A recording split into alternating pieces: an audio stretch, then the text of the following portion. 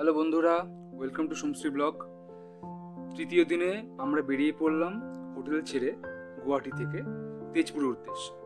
এটা NH37 অর্থাৎ national highway 37, যেটা কিনা তেজপুর যাচ্ছে আসাম থেকে। আমরা ঢুকবো অরুণাচল প্রদেশের দিকে। যাই হোক, পথে যেতে যেতে আস্তে আস্তে তোমাদের সবাইকে ডিটেলসগুলো বলতে থাকবো। এখন চলেছি আমরা NH37 ধরে একটা জায়গায়, যেখানে কিনা সকালের খাবারটা একটু খেয়ে নেবো।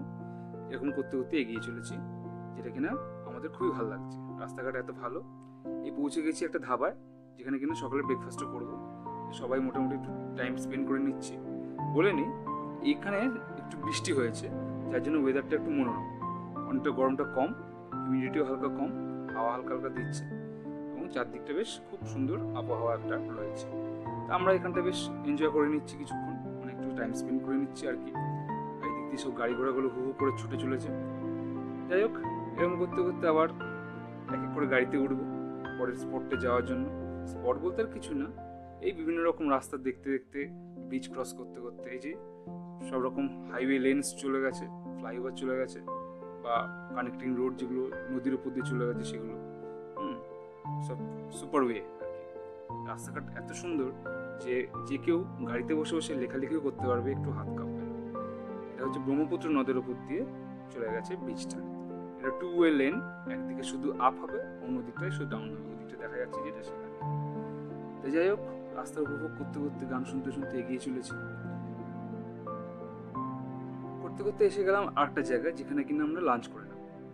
লাঞ্চ করেছি অনেকক্ষণ, কিন্তু আমাদের বাস ড্রাইভার যিনি আছেন, মানে গাড়িতে ড্রাইভার, সে একটু এগিয়ে গেছে অন্যদিকে, কারণ তার চাকাতে একটু প্রবলেম হয়েছিল বলে তার স্টেপনি সারাতে নিয়ে গেছিল। তাই বেশ অনেকক্ষণ এখানে আমাদের অপেক্ষা করতে হয়েছে। তাই বেশ কিছুটা এদিক ওদিক হাঁটাচলা করে, দেখুন এই লেভেল ক্রসিং এর সামনে দাঁড়িয়ে আছি। একটা সুন্দর কম বগিওয়ালা ট্রেনে আমাদের সামনে দিয়ে পাস করে গেল। এখন গাড়ির মধ্যেই রয়েছি, এসে গেছি যেহেতু। এবার যেই ফাটকটা খুলবে, আস্তে আস্তে আমরা এগিয়ে যাব।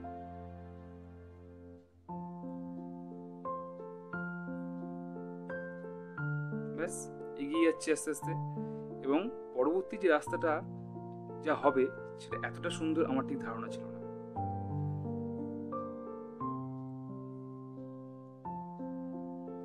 একদম বনের মধ্য দিয়ে যাচ্ছি, যেন আমাদের ওয়েস্ট বেঙ্গলে বা পশ্চিমবঙ্গে যে ডুয়ার্স জায়গাটা আছে, অনেকটা তার সাথে খুব মিল খায় এই রাস্তাটা। বিভিন্ন প্রাকৃতিক শোভা উপভোগ করতে করতে আমরা এগিয়ে চললাম আমাদের গন্তব্যস্থলের দিকে, যেটা কিনা আসাম এবং অরুণাচল প্রদেশের বর্ডারের দিকে আমরা যাচ্ছি।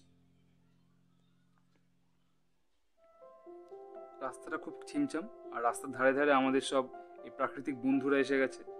আমাদের ড্রাইভার বন্ধু যে আছে, সে আবার তাদেরকে একটু বিস্কুট খাইয়ে দিচ্ছে। তাদেরও তো একটু খিদে পায়, তাদেরও খাবারের দরকার আছে। হয়তো আমরা যদি না খেয়াল করি, তারা কারা খেয়াল করবে। তাই আমরা আস্তে আস্তে এদেরকে খাইয়ে দাইয়ে এগিয়ে গেলাম। এই পৌঁছে গেছি প্রায় আসাম অরুণাচল প্রদেশ বর্ডার। হ্যাঁ, এই জায়গাটা লাস্ট, আসামের শেষ, অরুণাচল প্রদেশের শুরু। সামনে বোর্ডটা দেখতেই পাচ্ছেন, অরুণাচল প্রদেশ পুলিশ লেখা আছে। এটা হচ্ছে চেকপোস্ট। এখানে বিভিন্ন রকম গাড়ি যেগুলো ভেতরে ঢুকবে তাদেরকে চেক করিয়ে, তাদের সব পারমিট ইত্যাদি কাগজপত্র চেক করে তারপরে এই থানা থেকে তারপরে আমরা এগোতে পারবো। এখানে পুরো জনজট এলাকা, খুব জনবহুলপূর্ণ, এবং বিভিন্ন রকমের দোকান, বাজার, হাট, ATM, ব্যাংক সবই আছে। এই আস্তে আস্তে আমরা হোটেলের দিকে এগোচ্ছি। হোটেলটা খুব সুন্দর একটা জায়গায়, যেটা কিনা একটু পরেই বুঝতে পারবো।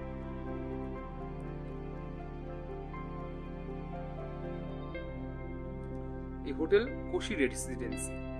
এই হোটেলটা খুব একটা বেশি দিন হয়নি, তাই ঘরগুলো মোটামুটি পরিষ্কারই ছিল। কিন্তু হ্যাঁ, এইসব জায়গায় AC ঘর এখন অবধি তৈরি হয়নি, কারণ এখানে গরমকালে গরম তো পড়েই অল্প অল্প, কিন্তু বাকি বছরটা সবসময়ই মোটামুটি মনোরম ওয়েদারই থাকে। তো সাধারণ পাখা থাকলে ঘরে হয়ে যায়। অ্যান্ড অফকোর্স গিজারের ব্যবস্থাও আছে। হোটেলটা মোরালেস ভালো, বেশ খোলামেলা। এবং আমি আর বেশিক্ষণ অপেক্ষা না করে, একদম লোভ সামলাতে না পেরে হোটেলের ভিতরে ঢুকে গেলাম। রুমে কোনোরকম আমার জামা কাপড়, ব্যাগ ফ্যাগ সব রেখে, ট্রলি ফলি রেখে আমি ছাদে গেছি। ছাদ থেকে ঠিক এরকম ভিউটা দেখা যায়। সামনে একটা বোর্ডিং স্কুল রয়েছে, এখানে সেন্ট্রাল গভর্নমেন্টের আন্ডারে পড়ে। আর এই রাস্তাঘাটটা যার উপরেই ঠিক আমাদের হোটেলটা। সামনে সব বাচ্চারা খেলাধুলা করছে মাঠে, এবং চারপাশটা এরকম অনেকগুলো কনস্ট্রাকশনের জায়গা তৈরি হচ্ছে। জায়গাটা সব মার্কেট রয়েছে, বিভিন্ন রকম ছোটোখাটো দোকান রয়েছে, অনেক রকম জিনিস পাওয়া যায় এবং ছাদটা বেশ খোলামেলা, আর পেছন দিয়ে সব কিছু প্রাকৃতিক শোভা দেখতে পাওয়া যায়। ব্যাস, এখানে আজকে থাকবো, আবার পরবর্তী ভিডিও পরবর্তী দিন দেব। ততক্ষণ সবাই ভালো থাকুন এবং স্টে টিউনড আমার সাথে জুড়ে থাকার জন্য। আর সবাইকে অসংখ্য ধন্যবাদ এসব ভিডিওগুলোকে লাইক করার জন্য। ওকে, টাটা, সি ইউ।